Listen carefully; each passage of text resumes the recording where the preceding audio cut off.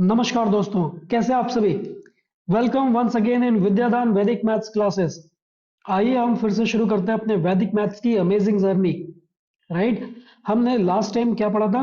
हमने पढ़ा था कि किसी भी नंबर का हम 9 की सीरीज से कैसे मल्टीप्लिकेशन कर सकते हैं। राइट। लेकिन वैदिक मैथ्स सिर्फ वही सिमट कर नहीं रह जाता।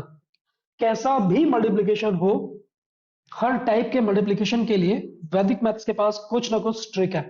राइट। तो ऐसे ही एक अमेजिंग ट्रिक के लिए आइए हम शुरू करते हैं आज का सफर। ठीक है। तो आज का हमारा जो टॉपिक है, that topic is magic multiplication.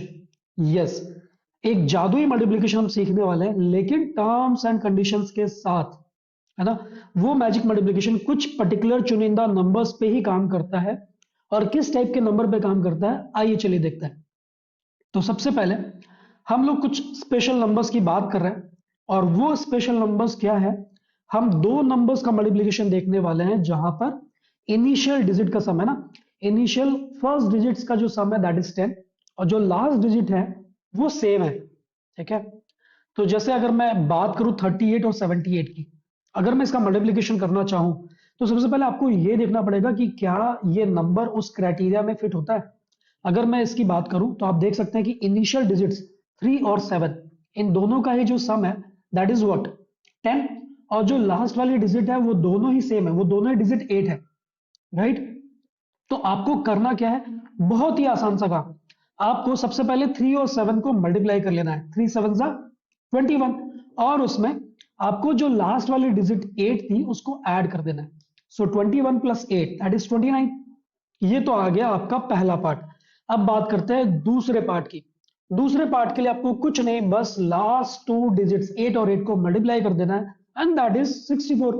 बस आपका आंसर रेडी। 29 और 64 दोनों को मर्ज किया और आपका आंसर आ चुका है 2964। राइट। शानदार। बस देखते ही आंसर समझ में आ गया। राइट। ऐसे अगर मैं कोई भी और आपको दो डिजिट का नंबर दो तो आप बस उसको देखते ही मल्टीप्लिकेशन करके आप उसका आंसर बता सकते हैं, वो भी बिना पेन पेपर के, with in fraction of seconds. Yes, let's try one more example.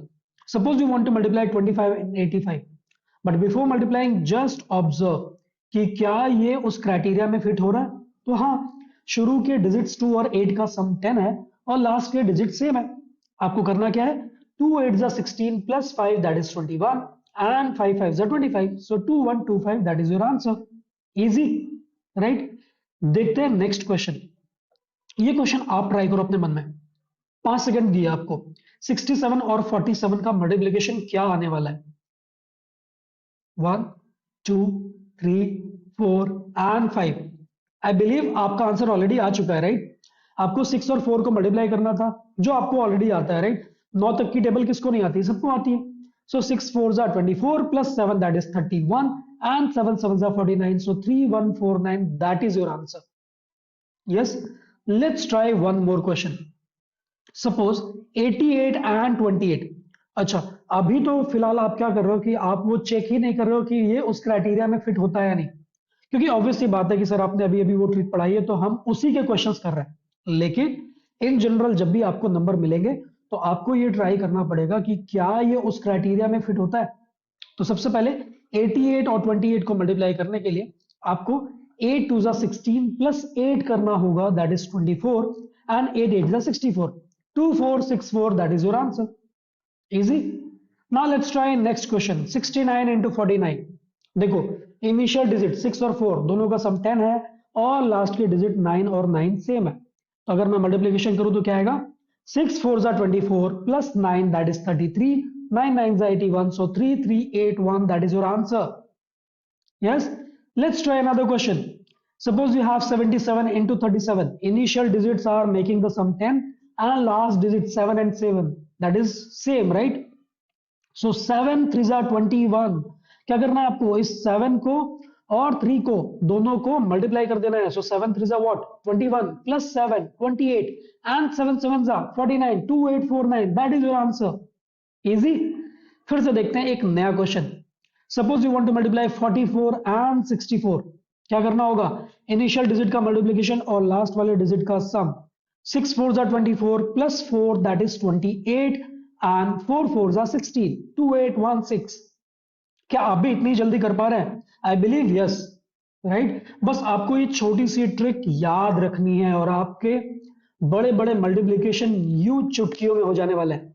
ठीक है, चलो फिर से देखते हैं एक नया क्वेश्चन। 55 इंटू 55, इसको देखने में हो सकता है कि आपको थोड़ा सा कंफ्यूजन हो, क्योंकि क्या हो रहा है, सारे डिजिट सेम है इसमें तो, लेकिन हमें बस वो याद रखना है कंडीशन। क्या क्या इनिशियल डिजिट का सम 10 आ रहा है?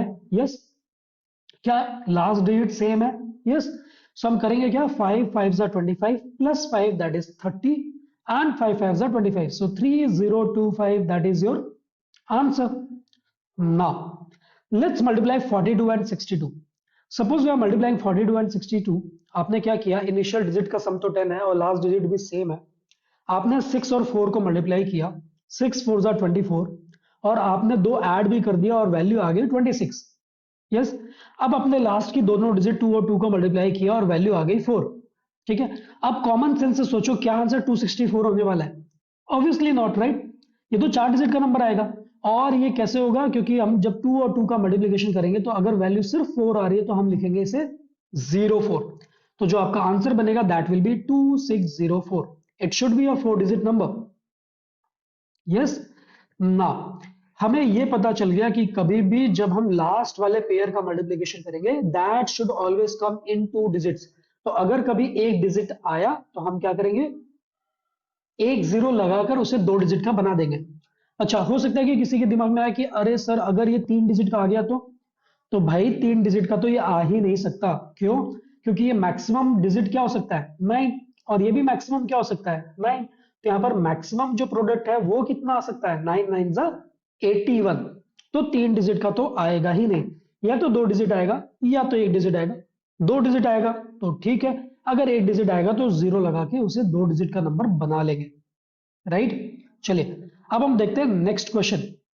हमारा नेक्स्ट है 13 इंटू 93। सो 9 1 जा 9 plus 3 that is 12। So first part आ गया 12, सेकेंड पार्ट कितना होगा, 3 3 जा 9। तो हम सिर्फ 9 नहीं लिखेंगे, हम 09 लिखेंगे। सो 1209 दैट इज योर आंसर।